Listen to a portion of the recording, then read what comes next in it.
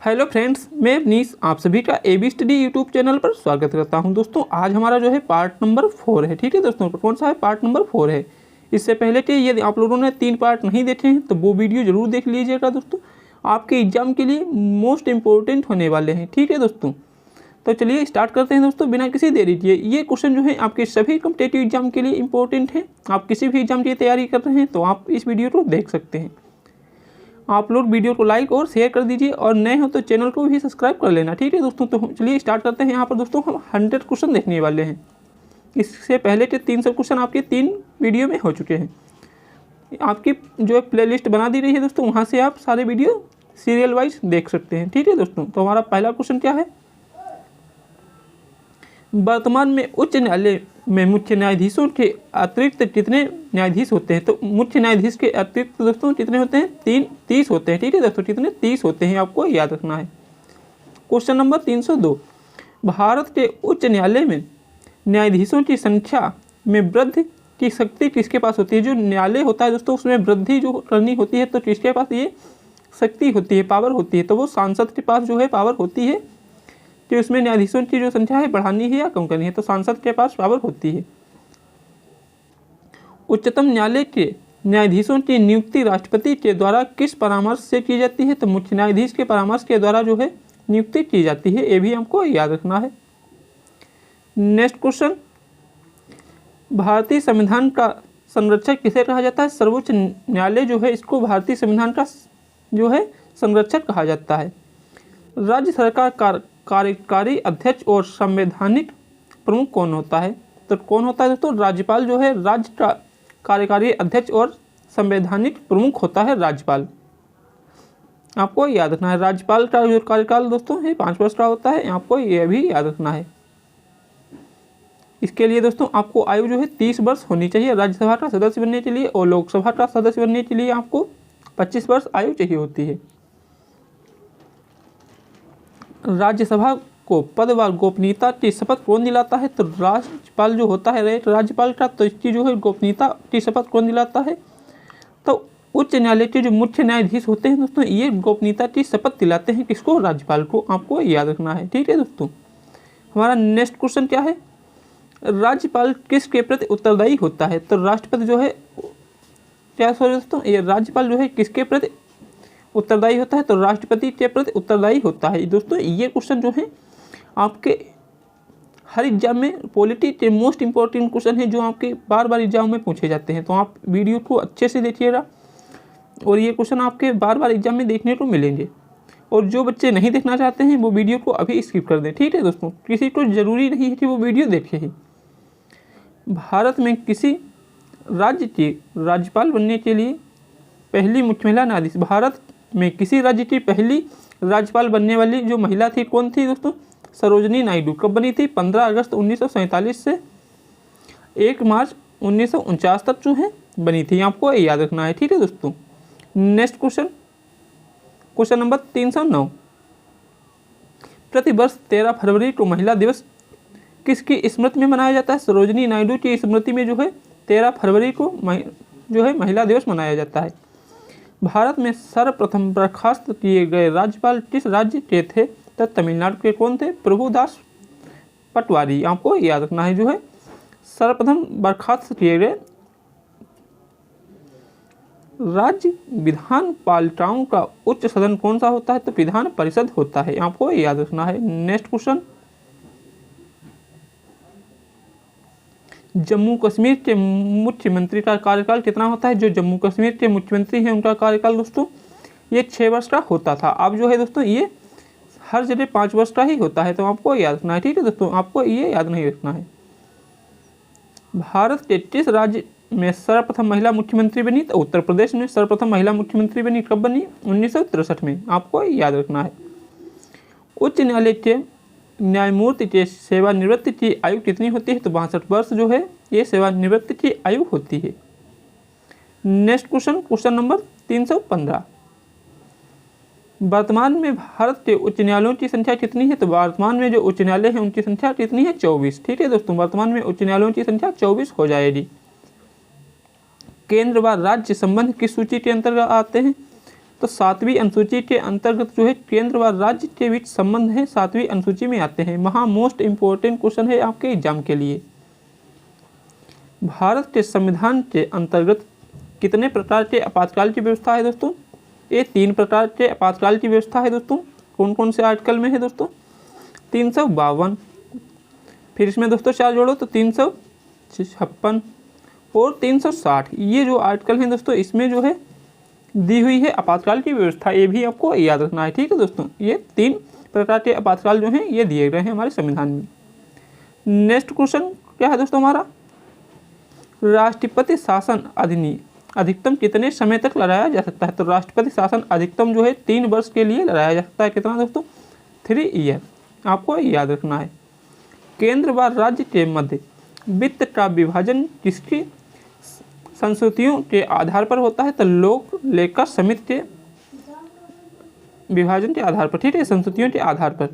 वित्त आयोग का गठन कितने वर्ष के बाद किया जाता है? तो वित्त आयोग जो है दोस्तों इसका गठन 5 ईयर के बाद दोस्तों किया जाता है, आपको याद रखना है। ठीक है दोस्तों, नेक्स्ट क्वेश्चन दोस्तों 321। 15वें वित्त आयोग के अध्यक्ष कौन थे दोस्तों? श्री AK सिंह जो हैं ये 15वें वित्त आयोग के अध्यक्ष थे, इंपॉर्टेंट है। 14वें वित्त आयोग के अध्यक्ष दोस्तों YB रेड्डी जो हैं ये थे 14वें वित्त आयोग के अध्यक्ष। योजना आयोग की स्थापना, जो योजना आयोग है दोस्तों इसकी स्थापना कब हुई थी? तो हुई थी दोस्तों 15 मार्च 1950, योजना आयोग की स्थापना। नेक्स्ट क्वेश्चन क्या है दोस्तों? योजना आयोग के प्रथम अध्यक्ष कौन थे दोस्तों? तो पंडित जवाहरलाल नेहरू जो हैं दोस्तों ये प्रथम योजना आयोग के अध्यक्ष रहे थे। मोस्ट इंपॉर्टेंट क्वेश्चन है दोस्तों, एग्जाम में बार बार पूछा जाता है। तो योजना आयोग के प्रथम अध्यक्ष Pandit Jawaharlal Nehru. Next question number 325। योजना आयोग का अंत किस प्रधानमंत्री ने किया? तो योजना आयोग जो है दोस्तों इसका अंत जो है वर्तमान के प्रधानमंत्री नरेंद्र मोदी जो है इन्होंने इसका अंत किया है। कौन सी योजना दोस्तों? योजना आयोग का अंत जो है नरेंद्र मोदी ने किया, आपको याद रखना है। नेक्स्ट क्वेश्चन दोस्तों, ये क्वेश्चन क्या है?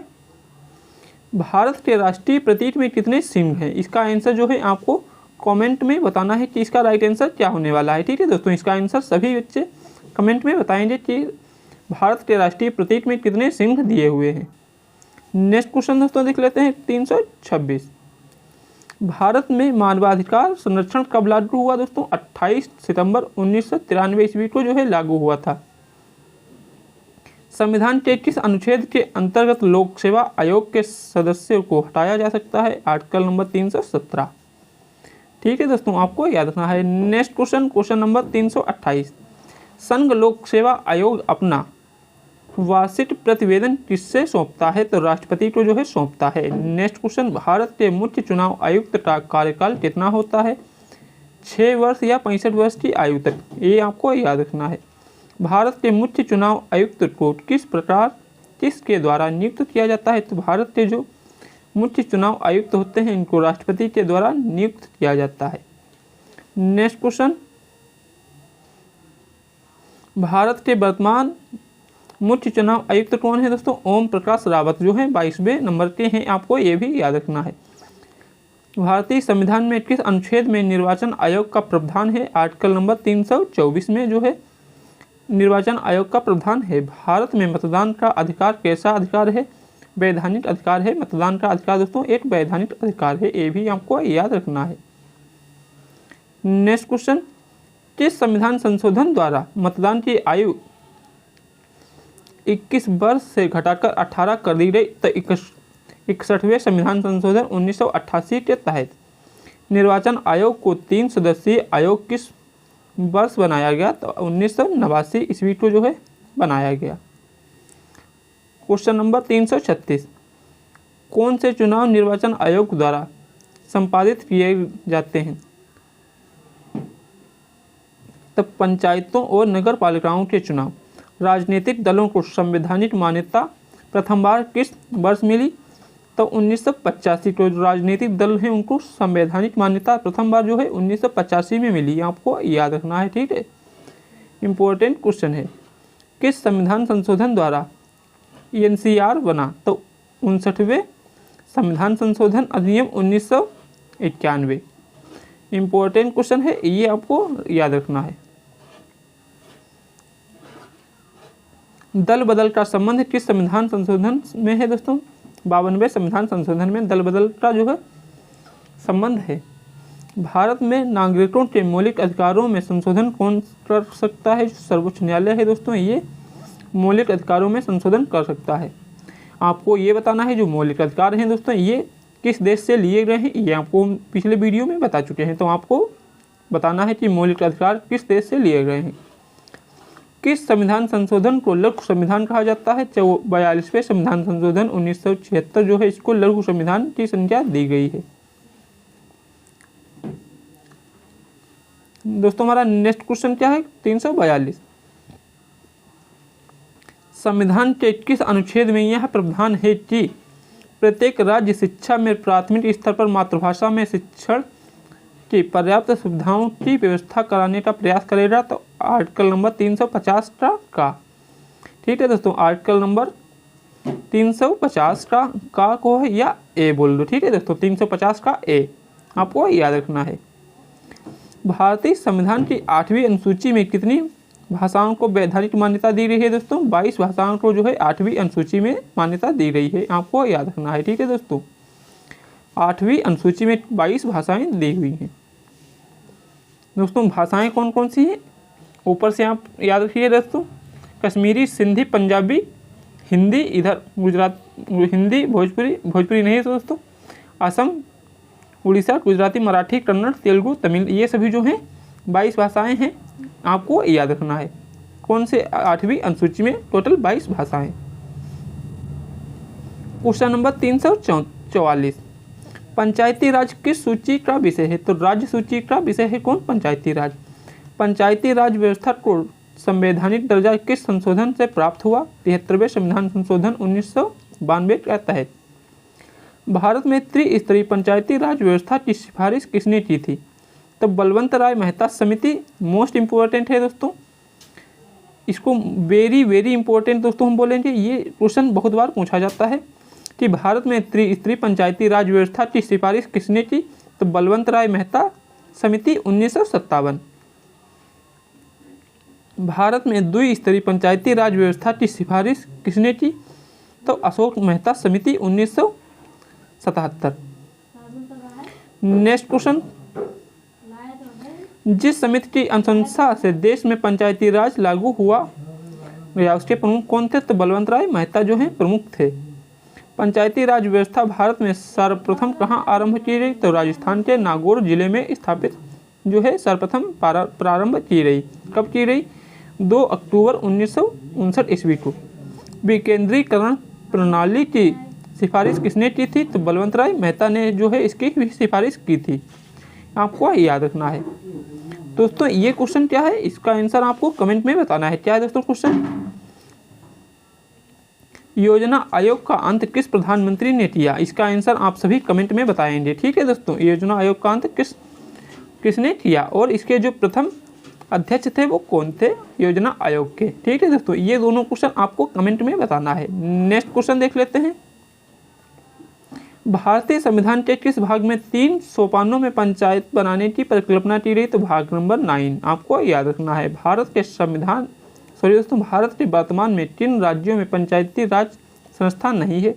तो मिजोरम, दिल्ली और नागालैंड में जो पंचायती राज व्यवस्था नहीं है। लोकसभा में एंग्लो इंडियन समुदाय के प्रतिनिधित्व के लिए प्रावधान संविधान के किस अनुच्छेद के अंतर्गत किया गया है? Article number 331। Next question number 354। संयुक्त राष्ट्र संघ की स्थापना 24 अक्टूबर 1945। संयुक्त राष्ट्र सुरक्षा परिषद में कुल कितने स्थायी सदस्य हैं? 5 स्थायी सदस्य हैं। कितने हैं दोस्तों? 5 स्थायी सदस्य हैं। कौन कौन से? यूएसए, रूस, चीन, ब्रिटेन और फ्रांस। और जो है दोस्तों 10 अस्थायी हैं, ये भी आपको याद रखना है। संयुक्त राष्ट्र संघ की अधिकृत भाषाएं कौन सी हैं? अंग्रेजी, फ्रेंच, रूसी, चीनी, अरबी और स्पेनिश जो है ये अधिकृत भाषाएं हैं। अंतर्राष्ट्रीय न्यायालय का मुख्यालय कहाँ स्थित है? नीदरलैंड जो है अंतर्राष्ट्रीय न्यायालय का मुख्यालय स्थित है। कहाँ स्थित है? नीदरलैंड में। नेक्स्ट क्वेश्चन, मानवाधिकार दिवस कब मनाया जाता है? 10 दिसंबर। विश्व में कितने देशों में अनिवार्य मतदान की व्यवस्था लागू है? 22 देशों में।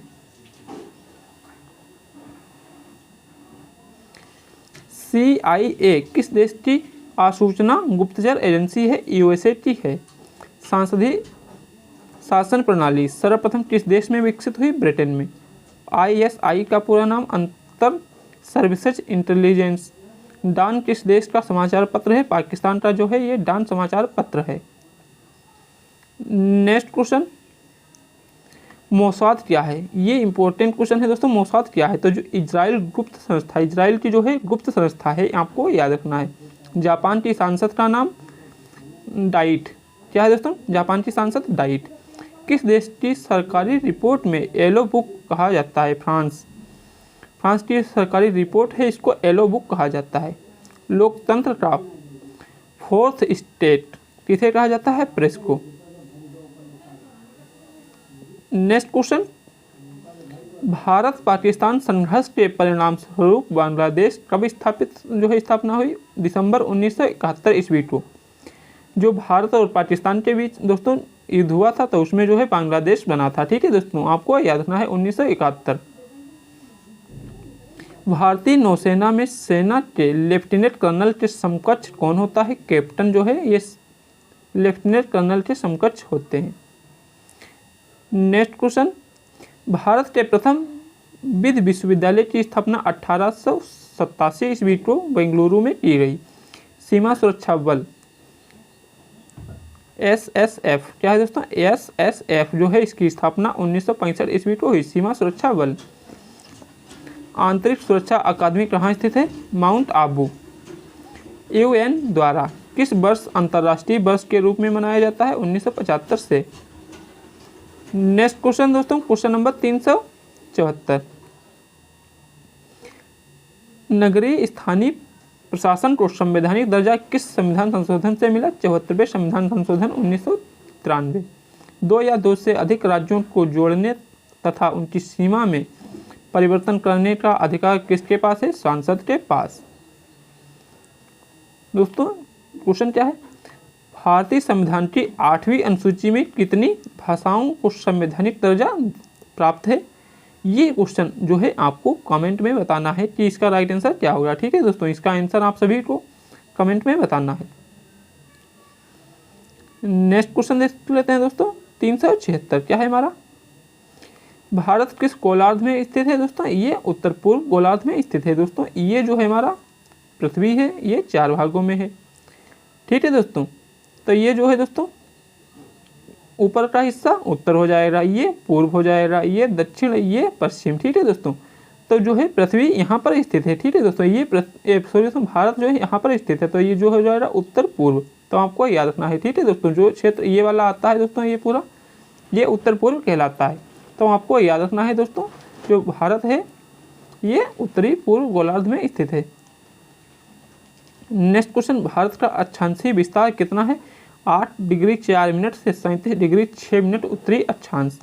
भारत का देशांतरीय विस्तार 68 डिग्री 7 मिनट से 97 डिग्री 25 मिनट पूर्वी देशांतर है।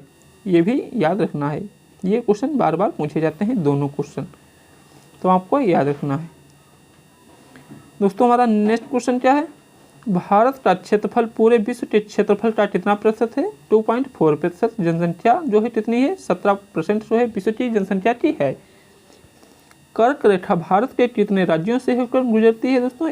8 राज्यों से होकर गुजरती है दोस्तों। कौन कौन से हो जाएंगे? आपका राजस्थान, सबसे पहले राजस्थान दोस्तों, मध्य प्रदेश,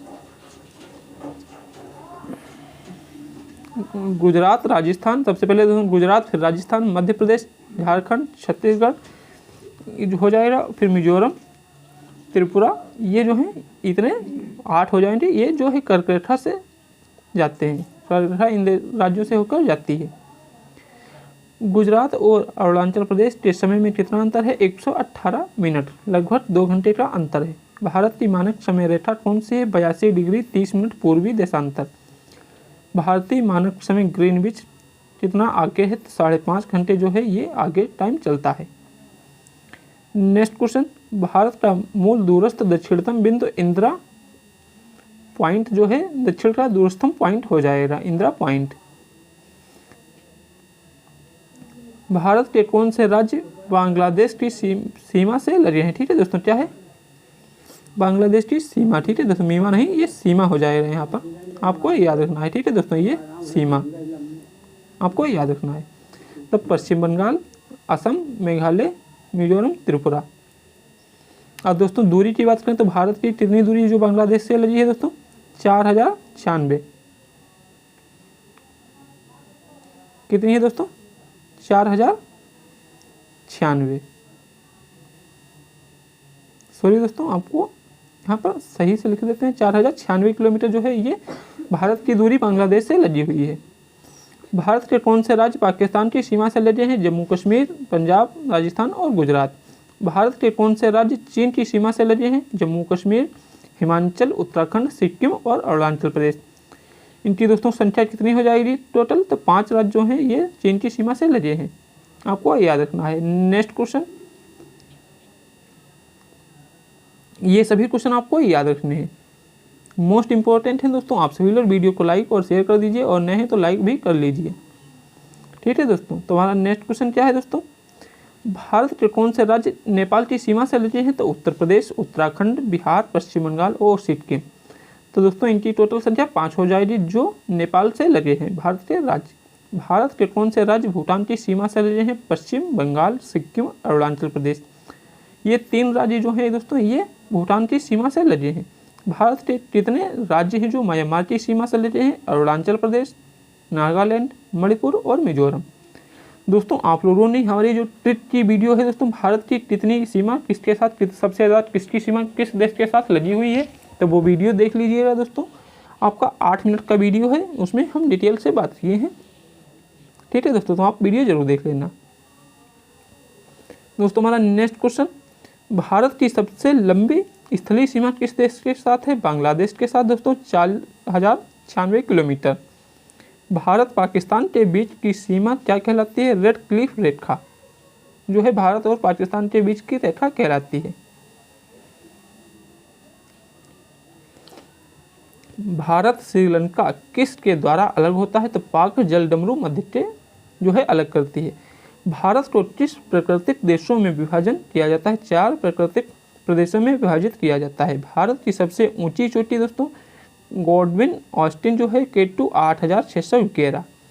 दोस्तों माउंट एवरेस्ट जो है वो नेपाल की सबसे ऊंची चोटी है। कितनी है दोस्तों उसकी? 8848, और कहीं कहीं इसको 50 लिखा होता है। ठीक है दोस्तों, तो आप इसको 48 और 50 दोनों मिलता है, तो ये दूरी हो जाएगी जो है माउंट एवरेस्ट, ये नेपाल में स्थित है। नेक्स्ट क्वेश्चन दोस्तों, भारत की सबसे प्राचीन श्रृंखला कौन सी है? अरावली श्रृंखला 570 मिलियन वर्ष पुरानी है। अरावली की सबसे ऊंची चोटी गुरु शिखर है जो 1722 मीटर ऊंची है। दक्षिण भारत की सबसे ऊंची चोटी कौन सी है? अनाईमुडी, इडुक्की जिला, केरल। कितनी है? 2695 मीटर। दोस्तों हमारा लास्ट क्वेश्चन,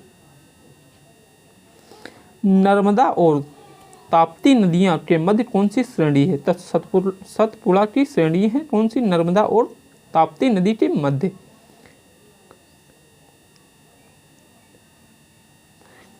कारडामम की पहाड़ियां किन राज्यों की सीमा पर स्थित हैं? केरल और तमिलनाडु के बीच हैं कारडामम की पहाड़ियां। ठीक है दोस्तों, आपको याद रखना है। दोस्तों हमारा लास्ट क्वेश्चन जिसका आंसर आप सभी को कमेंट में बताना है। ठीक है दोस्तों, क्या है? भारतीय मानक समय रेखा इलाहाबाद के किस स्थान से होकर गुजरती है? इसका आंसर आप सभी को कमेंट में बताना है। दोस्तों वीडियो पसंद आया है तो वीडियो को लाइक और शेयर करें, और ऐसे ही वीडियो के लिए आप हमारे चैनल AB स्टडी को सब्सक्राइब भी कर लें। ठीक है दोस्तों, आप सभी को मिलते हैं नेक्स्ट क्लास में। जय हिंद, जय भारत।